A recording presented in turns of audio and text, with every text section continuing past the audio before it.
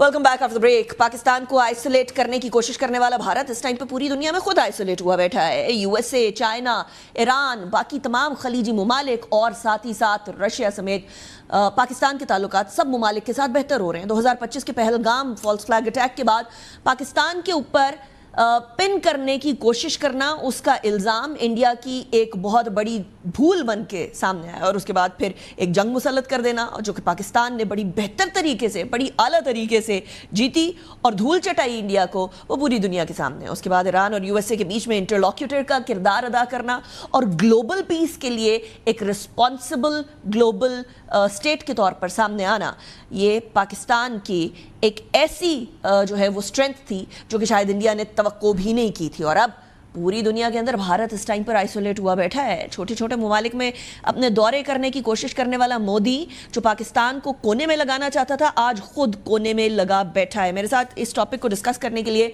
Lorry Watkins मौजूद हैं, जो कि बेसिकली साबिक पॉलिसी मुशीर हैं जिस टाइम पर ओबामा सदर हुआ करते थे और पेंटागन की official.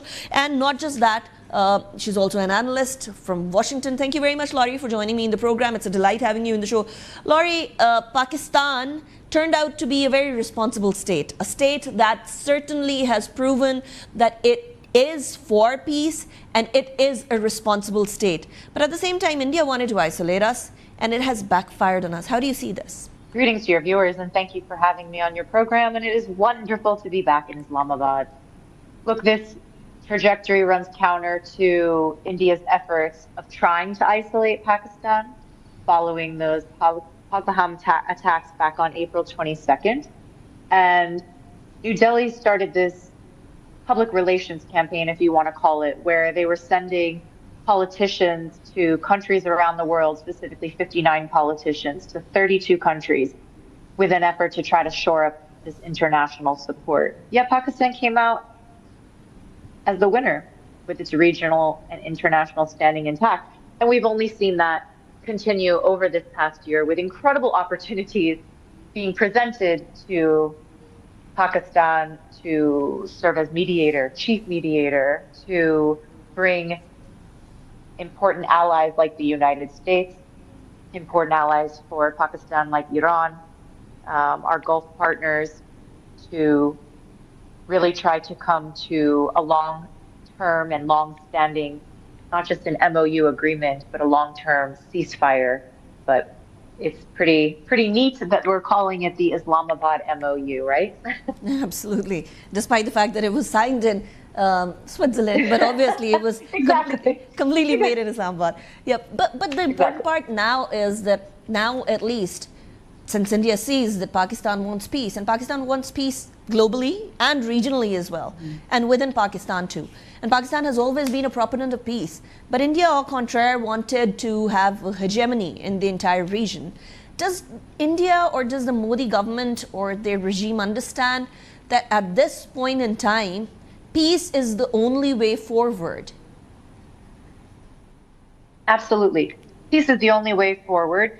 Pakistan's leverage rests on diplomacy, labor ties, energy links, security cooperation, historical associations that India just cannot easily replicate. Pakistan's reported strategic mutual defense agreement with Saudi Arabia in September added another layer to its value, expanding its Middle East profile that absolutely put Pakistan in a much more secure geopolitical and national security standing where it sits in the world.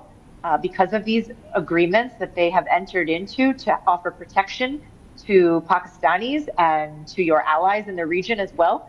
And security cooperation in Turkey bolstered Islamabad's strategic depth and also widened its footing in Europe and in broader neighborhoods. And that was, the US and Europe was really where, and of course China, but we saw India really moving pretty strongly in with those politicians that I mentioned earlier, in deploying them, if you will, in this PR campaign that really seems to have kind of backfired. And you can see that the relationship between Trump and Modi, I would say that has absolutely cooled as well.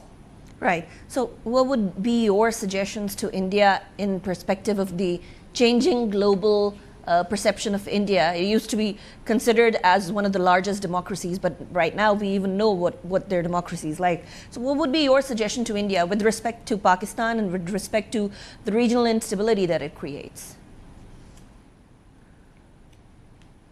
I always look at this through the lens of, can you be a good partner?